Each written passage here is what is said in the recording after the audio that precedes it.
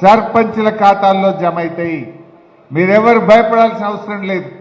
EGS డబ్బులైనా EGS పట్ల నిర్ణయమైనా ఎవరైనా గ్రామ ప్రథమ పౌరుడు సర్పంచ్ గారే నిర్ణయిస్తారు. ధైర్యంగా పనిచేయండి. త్వరలో సంగారెడ్డి జిల్లా గెలిచిన బీఆర్ఎస్ సర్పంచ్లకు ఒక శిక్షణ కార్యక్రమం పెడతాం.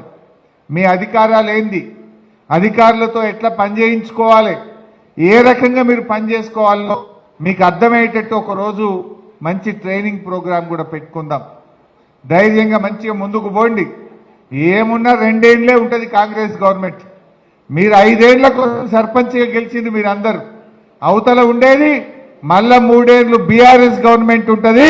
మన కేసీఆర్ గారేమో ఉంటారు. మీరు ప్రజలకిచ్చిన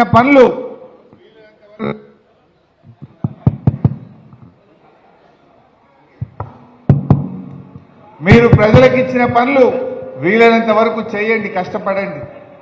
ఏమన్నా మిగిలిపోతే మళ్ళా బీఆర్ఎస్ గవర్నమెంట్ రాగానే నేను దగ్గరుండి వద్దురా బిడ్డ అటే తీసుకుపోయి 2-3 ఉంటేనే డిస్టర్బ్ అవుతుంది. ఉదరి లెక్క జాబ్ బంద్ కరు.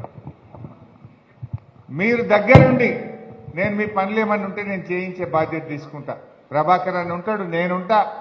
మీరు ఎన్ని వీలైతే అన్ని చేయండి. ప్రజలకు ఏమన్నా మాట ఇచ్చి కొన్ని మిగిలిపోతే కూడా 2 ఏళ్ల తర్వాత మళ్ళీ మన బీఆర్ఎస్ గవర్నమెంట్ వస్తుంది. ఏమన్నా పనులు ఉంటే కూడా నేను తప్పకుండా చేయిస్తా. మీరు అది స్విచ్ ఆఫ్ చేయ బిడ్డ, డిస్టర్బ్ చేయకుండా. బంద్ పెడితే లొల్లి ఉండదు. ఒక 5 నిమిషాలు ఎక్కువ మాట్లాడదు, వాళ్ళకి సన్మానం చేద్దాం. సో నేను దగ్గరుండి మీ పనులు ఏమన్నా ఉంటే నేను పూర్తి చేయించే ప్రయత్నం చేస్తా. మీరెవరు కూడా బాధపడద్దు, చక్కగా పనిచేయండి.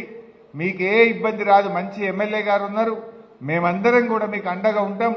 సర్పంచులుగా ప్రజలకు అందుబాటులో ఉండి ప్రజల్లో తలలో నాలుకలాగా ఉండాలి.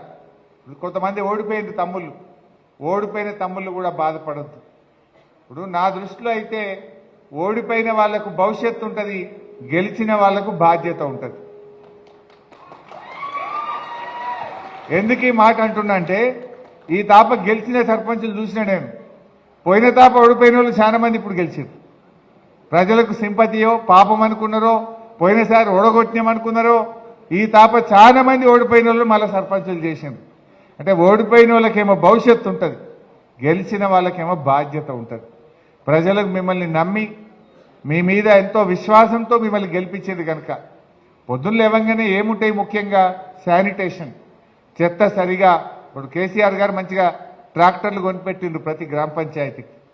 రోజు చెత్త ఎత్తి శుభ్రంగా గ్రామ పంచాయతీలు ఉంచాలి. చెట్లను బాగా పెట్టండి, పెట్టిన చెట్లను కాపాడండి. వీధి దీపాలన్నీ వెలుగుతున్నాయా లేవా చూడండి.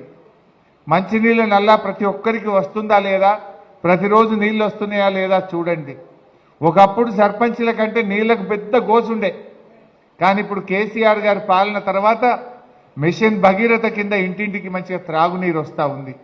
ప్రతి ఊరికి ట్రాక్టర్ వచ్చింది. ప్రతి ఊర్లో డంప్ యార్డ్ కట్టి పెట్టిండ్రు. వాటిని మంచిగా నిర్వహించండి. రోజుకోసేపు గ్రామ పంచాయతీలో కూర్చోండి. పర్మిషన్ల కోసం కానీ ఏదైనా పనుల కోసం వచ్చే ప్రజలకు మీరు మంచిగా సాయం చేయండి, ప్రేమతో మాట్లాడండి.